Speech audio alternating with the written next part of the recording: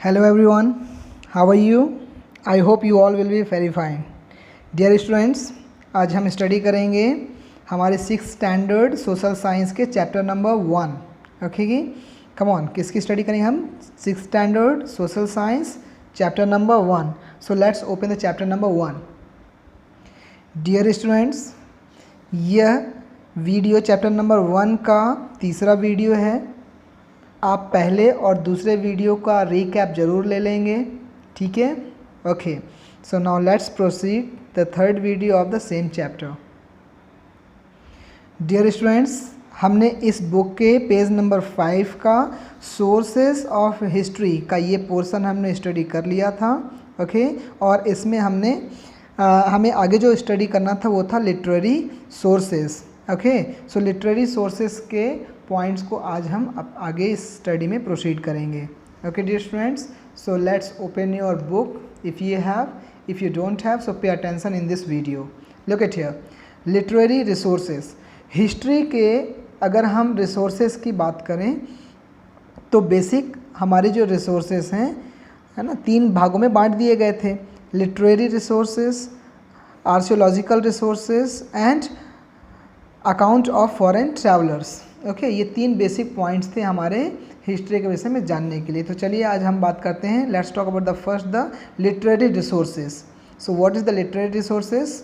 बहुत ध्यान से स्टडी करेंगे क्योंकि यहाँ पर बहुत सारे कुछ ऐसे पिन पॉइंट वर्ड्स आने वाले हैं डियर स्टूडेंट्स, जो आपके एक्सरसाइज को डायरेक्ट सॉल्व करने में आपको हेल्प करेंगे. Okay, so now listen very carefully. Literary sources are written records. Before the invention of paper, people used to write on the bark of birch tree or palm leaves. ये words आप याद रखेंगे. Literary resource क्या होता है? Written record होता है, ठीक है. जिस समय पेपर का इन्वेंशन नहीं हुआ था, उस समय जो वहाँ उस समय के लोग हुआ करते थे वो birch ट्री के बार्क मीन्स छाल, ठीक है, birch ट्री के छाल पर लिखते थे या फिर पाम लीव्स पे लिखते थे. आपने बहुत सारे ऐसे ट्रीज़ लीव्स का नाम सुना होगा जिस पर लोग लिखा करते थे, जिसमें ताड़ वृक्ष, ठीक है, ताड़ की पत्ती में लिखा हुआ जो डिस्क्रिप्शंस होता था वो भी आपका क्या कहलाता था? Literary resource. Okay, so palm tree and birch tree, इसका नाम आप याद रखेंगे. These are called manuscripts. ध्यान रखेंगे, लिटरेरी रिसोर्सेज को हम क्या बोलते हैं? Manuscripts. Understand? Okay. Over a period of time, these manuscripts got destroyed as they were very fragile, but some of them survived and have been kept in monasteries, temples, or under the care of government in various museums. Okay, so क्या होता था dear students, जो कि palm leaves या फिर birch tree के bark में जो डिस्क्रिप्शंस लिटरेरी रिसोर्सेज के रूप में लिखे जाते थे, जिसे हम मैन्युस्क्रिप्ट्स कहते हैं, वो पहले बहुत फ्रिगल होते थे. फ्रिगल मीन्स भंगुर. जैसे ही छूते हैं पत्तियों को, जो सूखी होती पत्ती वो टूट जाती हैं, तो ऐसा ही आपका मैन्युस्क्रिप्ट्स पहले हुआ करता था. फ्रिगल होता था तो टूट जाता था. मगर कुछ ऐसे हमारे पास लिटरेरी रिसोर्सेज थे जो कि सरवाइव कर गए, जिन्हें बहुत से अलग अलग मोनेस्ट्रीज मतलब मठ, ठीक है, मंदिर, मठ, टेम्पल्स और म्यूजियम्स में रख दिया गया उसे सुरक्षित तरीके से. These manuscripts can be divided into 2 categories, religious and secular. जो मैन्युस्क्रिप्ट्स हुआ करती थी उन्हें 2 भागों में बांट दिया गया, ठीक है. कौन कौन सा? Religious and secular. So what is the religious manuscripts? Ancient Indian literature were mostly religious in nature and contained no definite date for events, but they provided a wealth of knowledge and our ancient society. The Puranas, Vedas, Upanishads, Tripitaka, etc. are the examples of religious literature. पहले के समय में ancients time में लोग पहले religious beliefs और nature के प्रति उनका बहुत ज़्यादा क्या होता था? झुकाव होता था, ठीक है. रिलीजियस जितने भी हमें लिटरेचर्स मिलेंगे उसमें हमें डेफिनेट डेट, जो इवेंट्स उसमें दिए होते हैं उसके डेफिनेट डेट हमें देखने को नहीं मिलेंगे. But they provides us the wealth of knowledge, बहुत सारा उसमें इंफॉर्मेशन होता था। और किसके विषय में? अबाउट द एंशियंट सोसाइटी, ठीक है, प्राचीन समय की जो सोसाइटी होती थी, about the ancient society we use to get the different and various kind of knowledge, okay, but we cannot find the definite date in the such a religious literature. Did you understand? Okay, so some examples of the religious literatures are Purana, Veda, Upanishad and Tripitaka. ये बौद्ध धर्म से संबंधित है, Tripitaka. Okay okay, well, so these are the some religious literature. Understand? So literary resource को हमारे दो भागों में बांट दिया गया। लिटरेरी रिसोर्सेज की स्टडी को हम मैन्यूस्क्रिप्ट्स कहते हैं। मैन्यूस्क्रिप्ट्स दो भागों में बांट दिए गए, रिलीजियस एंड सेक्युलर। रिलीजियस धर्म से संबंधित जो बुक्स थी उन्हें रिलीजियस लिटरेचर का पार्ट माना गया। Okay, now let's come to the next page. Next is secular. The subject of these text were grammar, politics, poems, drama etcetera. ठीक है, तो सेक्युलर्स में जनरली सब्जेक्ट बेस्ड जो बुक्स होती थी, सब्जेक्ट बेस्ड जो किसी व्यक्ति ने लिखा, ठीक है, तो उसे क्या बोला गया? सेक्युलर। सब्जेक्ट के आधार पर, जैसे ग्रामर एक सब्जेक्ट है, पॉलिटिक्स एक सब्जेक्ट है, पोएम्स, ड्रामा, ये इंग्लिश लिटरेचर में ज़्यादातर हमको देखने को मिलता है। अंडरस्टैंड? तो ये सारी चीज़ें क्या क्या कहलाई आपकी? सेक्युलर्स। एग्जाम्पल्स, अर्थशास्त्र। अर्थशास्त्र रिटेन बाय चाणक्य, ये याद रखेंगे आप। अर्थशास्त्र किसने लिखा था? चाणक्य ने लिखा था। ठीक है, तो the Arthashastra written by the Chanakya.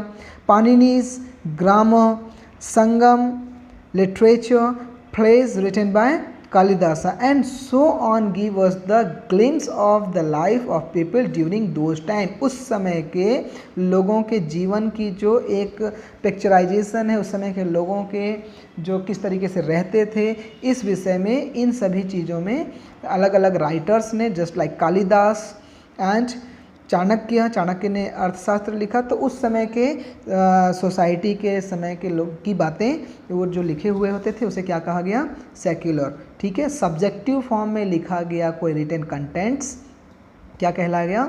Secular. Understand? Okay, well, this is the picture of Panini's grammar. Next, archaeological sources. History जानने का ये दूसरा बहुत इंपॉर्टेंट पॉइंट है, आर्कियोलॉजिकल सोर्सेज। ठीक है, देखिए, archaeology is the study of the remains of the past. पुराने समय, पास्ट के समय की स्टडी को हम क्या कहते हैं? आर्कियोलॉजी। पुरातत्व विज्ञान। ठीक है, आर्कियोलॉजी का हिंदी अर्थ क्या है? पुरातत्व विज्ञान। Archaeologist dig up the earth to search for the remain of the past buried under it. जो आर्कियोलॉजिस्ट होते हैं, ये पिक्चर में आप देख सकते हैं, ये दो आर्कियोलॉजिस्ट हैं, ये क्या करते हैं? ये डिग करते हैं। डिग करना मतलब खोदना। ठीक है, जो अर्थ होती है उसे खोदते हैं, डिग करते हैं, फिर वहाँ पर से कुछ कुछ चीज़ें निकलती हैं पास्ट की, जो पहले दफन हुई है। बरीड मीन्स दफन होना, जो पहले पास्ट में जो दब गई हैं पृथ्वी के अंदर में, उन चीज़ों को वो लोग क्या करते हैं? डिग करते हैं, खोदते हैं, निकालते हैं, उसकी स्टडी करते हैं। Their work helps us to reconstruct the history of the period when human did not know how to write। इस समय के जो आर्कियोलॉजिस्ट होते हैं वो हमें हेल्प करते हैं बहुत पुराने समय के लोगों के विषय में जानने की, जिस समय लोग लिख नहीं सकते थे। ठीक है, अपने विषय में कुछ बता नहीं पाते थे, उस समय की भी स्टडी आर्कियोलॉजिस्ट करके हमें बताते हैं। The study about the remain of buildings, pottery, weapons, tools, ornaments, bones, grains, remain of plants, etc। ये जो आर्कियोलॉजिस्ट होते हैं वो किन किन की स्टडी करते हैं? जो बहुत पुरानी बिल्डिंग्स होती हैं उनकी स्टडी, पॉटरीज जो बर्तन होते थे उनकी स्टडी, वेपन्स उस समय के हथियार किस तरीके के होते थे उसकी स्टडी, टूल्स वो कौन कौन से टूल्स यूज़ करते थे, ऑर्नामेंट्स कौन कौन से वो गहने पहनते थे, बोन्स उस समय के जो जिनकी जो ममीज़ पाई जाती थी तो उसके बोन्स से वो स्टडी करते थे, ग्रेन्स उस समय कौन कौन से अनाज होते थे उसकी स्टडी करते थे। Did you understand? और उस समय के कौन कौन से प्लांट्स होते थे, ये सारी स्टडी कौन करते हैं? आर्कियोलॉजिस्ट करते हैं, ज़मीन को, पृथ्वी को खोद कर। Okay, they are broadly divided into the following divisions. अब जो आर्कियोलॉजिकल रिसोर्सेस हैं उसे हम अलग अलग भागों में भी बांट दिया गया है यहाँ पर। ठीक है, ओके, तो कौन कौन से पार्ट्स हैं, चलिए इसे जानते हैं। आर्कियोलॉजिकल रिसोर्सेज के अंतर्गत हम यहाँ पर कितने भागों में आर्कियोलॉजिकल रिसोर्सेज और स्टडी को बांटा गया है? inscription. First one is inscription. Next, study of inscription, study of coins, study of monuments or remains of buildings, artifacts like pottery, sculpture, ornaments, painting, tools, etc. Okay.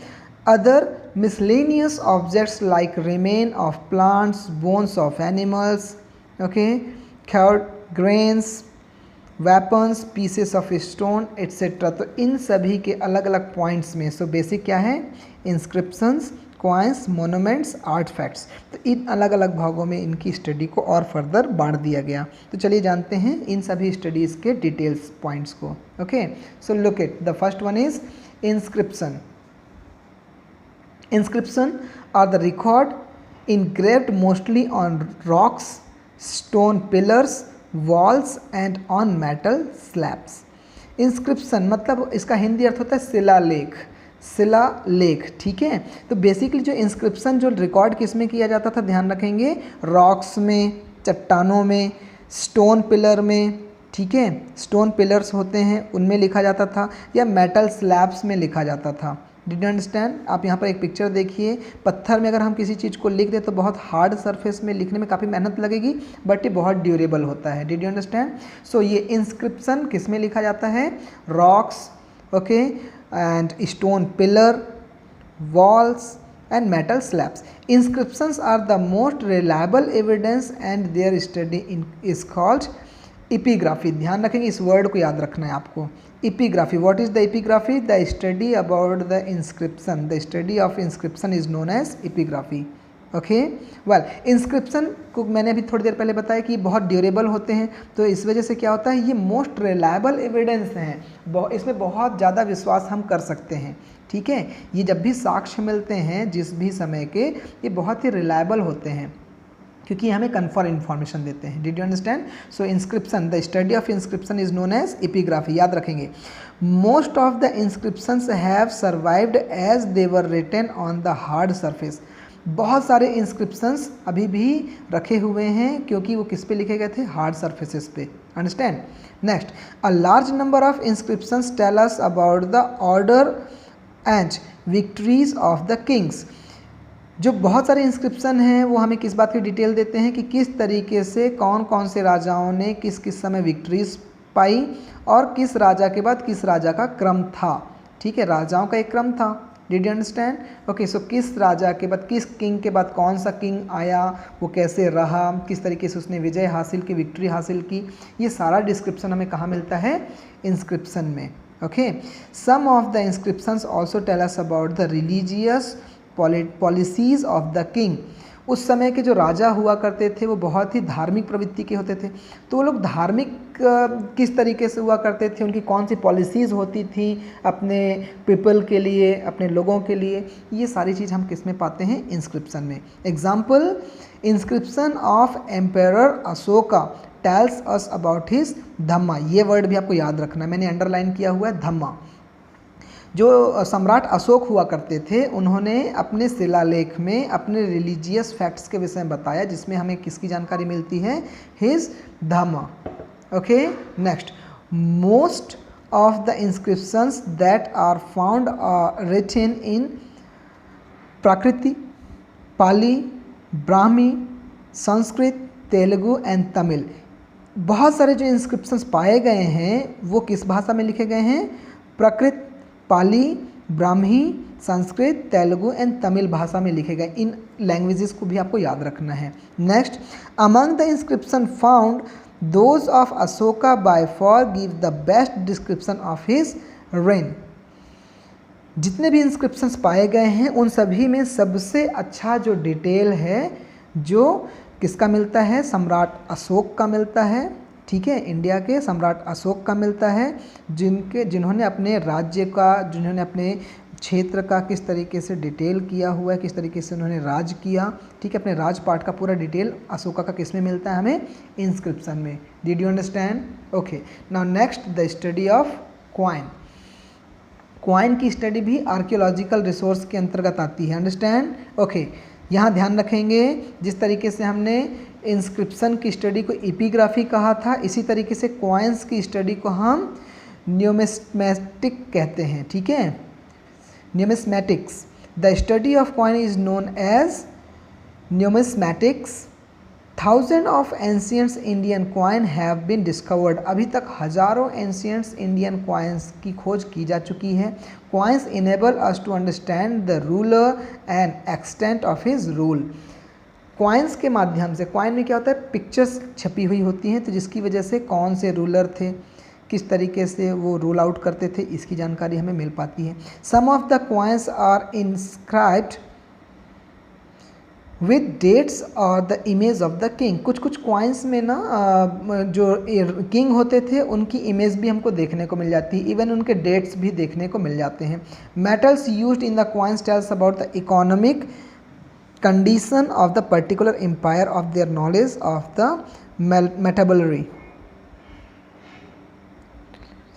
Next, जो उस समय जो king हुआ करते थे, तो उस समय किस मेटल का उपयोग वो करते थे, जिस मेटल का उपयोग करते थे उससे ये पता लगाया जा सकता था कि उस समय के राजा की इकोनॉमिक कंडीशन कैसी थी, आर्थिक स्थिति कैसी थी, ठीक है। तो ये वर्ड भी आप याद रखेंगे, आपके क्वेश्चन का एक आंसर का पार्ट होने वाला है।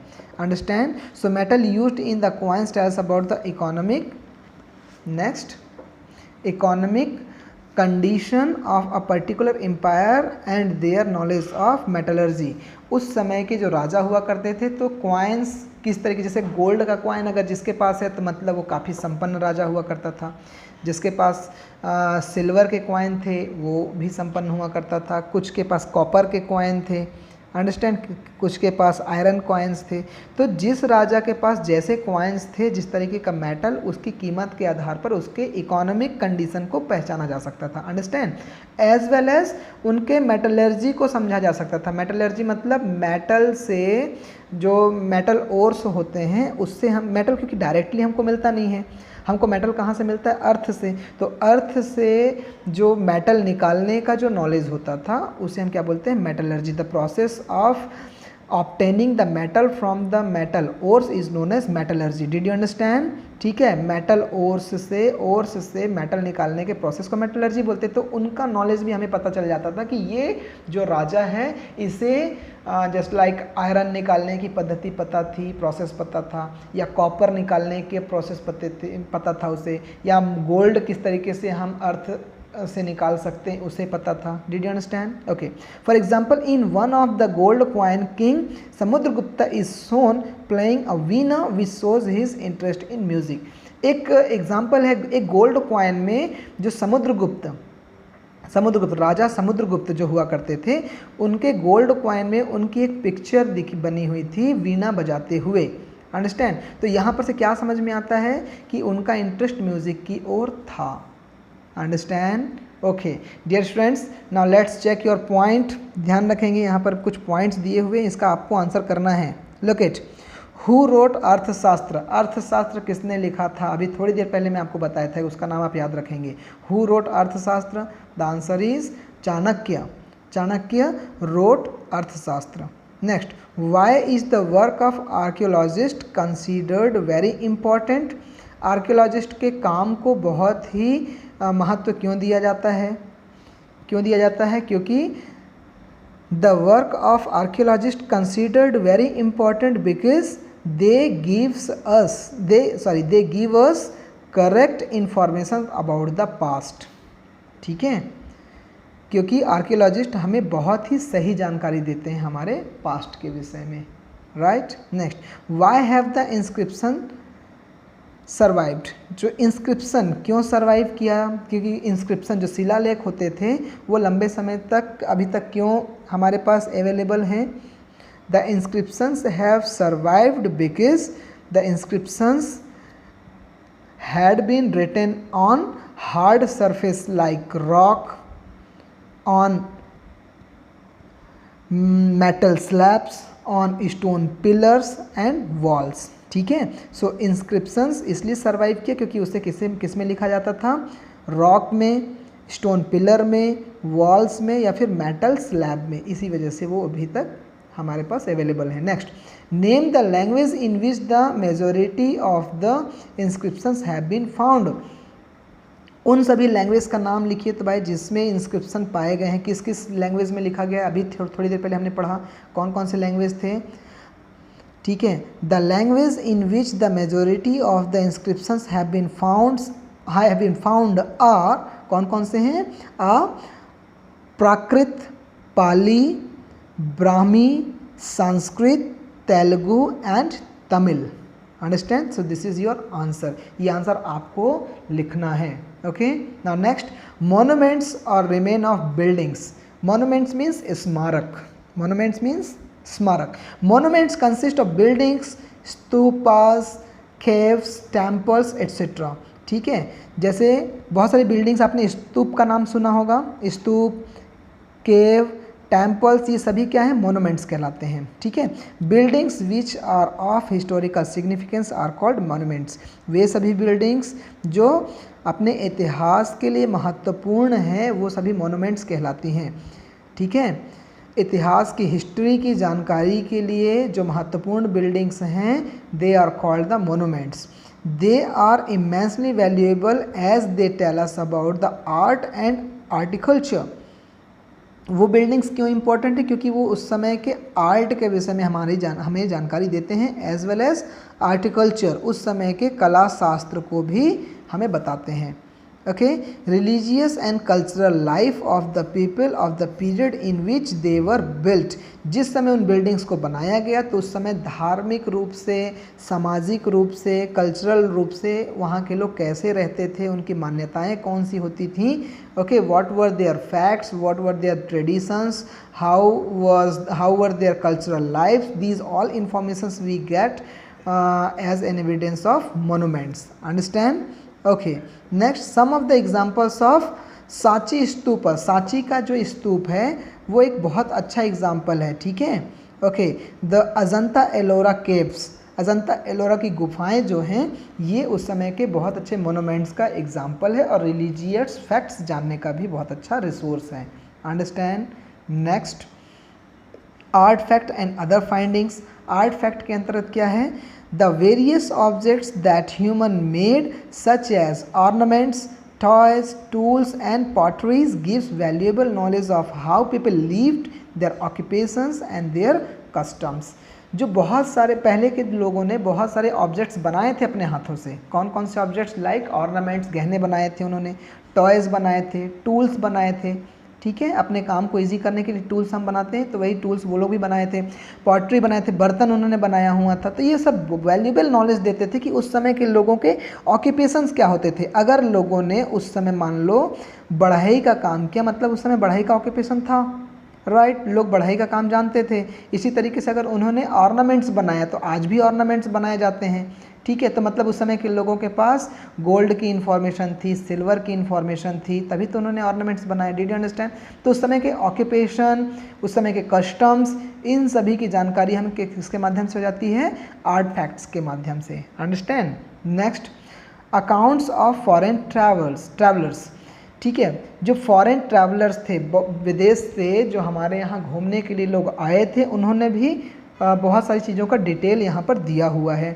Did you understand? Look at a great deal of our knowledge of ancient Indian history is supplemented by the writings of travelers। विदेशी राइटर्स के माध्यम से जो लिखी हुई जो हिस्ट्री है वो हमें बहुत कुछ हद तक नॉलेज देती है हमारे एंशियंस इंडियन हिस्ट्री की। अंडरस्टैंड? एग्जाम्पल या याद रखेंगे इसे, Indica. Indica written by Megasthenes. Megasthenes ने इंडिका नामक एक पुस्तक लिखी थी। किसने लिखा था? मेगास्थनीज। बुक का नाम क्या था? Indica. Okay, Indica written by Megasthenes gives us valuable informations on the Mauryan empire. Maurya काल में आपने चंद्रगुप्त मौर्य का नाम सुना है? ओके, तो चंद्रगुप्त मौर्य काल में ही मेगास्थनीज इंडिया आए थे और उन्होंने मौर्य समय में मौर्य साम्राज्य के अलग अलग राजाओं का बहुत सारे डिटेल उन्होंने अपने बुक में दिया जिसका नाम था Indica. Okay, similarly account of Faxian and Hiuen Tsang. tells us about the socio-economic and religious situation in India in 5th and 7th centuries. ठीक है, common era, CE means common era. ठीक है, जिस तरीके से मेगास्थनीज ने इंडिका बुक लिखकर मौर्य काल के राजाओं की डिटेल दी, उसी तरीके से फायान और ह्यून सॉन्ग ने भारत के, हमारे इंडिया के socio economic condition, religious situation 5th and 7th century में हमें बताया था। ठीक है, फाहियान ने 5th सेंचुरी में और ह्यून सॉन्ग ने 7th सेंचुरी में हमें इंडिया के हिस्ट्री के विषय में डिटेल किया था। Okay, history allows us to learn about how the people lived in the past, how they interacted with nature, how they observed, understood, experimented, and then devised way to find a newer way of life.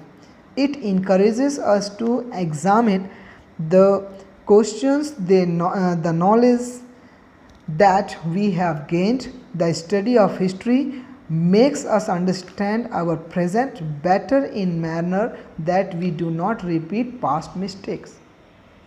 Okay, history हमें बहुत सारी चीज़ों की जानकारी देती है, हमारे past के समय के लोगों की रहने के तरीके, उनके नेचर के प्रति interaction, okay, as well as जो बहुत सारा उन्होंने ऑब्ज़र्व किया, समझा, एक्सपेरिमेंट किया कि लाइफ को किस तरीके से नया बनाया जा सकता है, अच्छे से रहा जा सकता है, अंडरस्टैंड। और उन्होंने बहुत सारी चीज़ों को एग्ज़ामिन भी किया, बहुत सारी नॉलेज को गेन किया। तो इस हिस्ट्री की स्टडी के माध्यम से हम अपने प्रेजेंट को बेहतर बना सकते हैं और इस बात को ध्यान रख सकते हैं कि पास्ट में जो हमसे मिस्टेक्स हुई, the mistakes that has taken place in the past, okay, those things should not be repeated. Okay, तो पास्ट के जो समय की जो हमसे मिस्टेक्स हुई हैं वो हमें रिपीट ना हो, क्योंकि अगर हमसे पास्ट में कुछ गलतियां हुई तो उन चीज़ों से हम ये सीख सकते हैं कि आने वाले समय में हमें वो गलतियां नहीं करनी है। Did you understand? So dear students, so this was the complete information about the lesson number 1 chapter 1। Okay, well, so आप इस लेसन के पहले और दूसरे दोनों वीडियो को ध्यान से देख लीजिए, क्योंकि हमारा जो अगला वीडियो होगा इसके एक्सरसाइज पे है। डियर स्टूडेंट्स, अगर आप चाहें तो इस वीडियोस के माध्यम से, इन 3 वीडियोस के माध्यम से इस चैप्टर के आप इस एक्सरसाइज के सारे जो कॉम्प्रिहेंशन क्वेश्चन हैं, like tick the correct answer, choose the correct answer, fill in the blanks, true false, okay, ये सारे क्वेश्चंस आप सॉल्व कर सकते हैं अपने आप से ही।